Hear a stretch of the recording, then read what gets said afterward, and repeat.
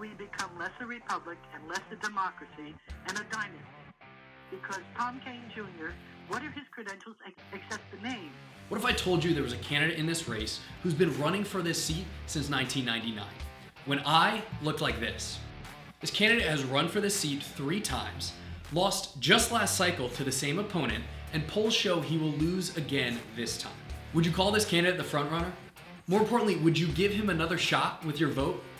Absolutely not. There's got to be a better way. But in the land of New Jersey politics, the game where everything's made up and the points don't matter, some believe that name and money mean everything. Let me tell you why that is not and cannot be the case.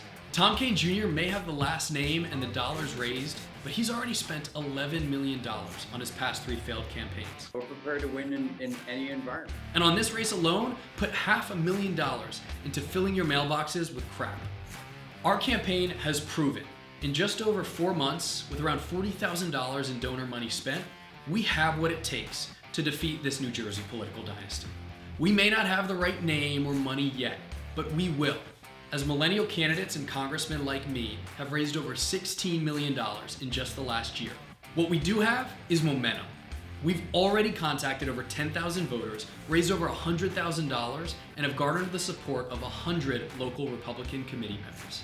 We need a leader who can not only win in 2022, but defend this district from whatever young, dynamic Democrat that the DNC drops in here in years to come. Tom Kean Jr.'s leadership has already lost our majority in Trenton and has silenced your voice in the process.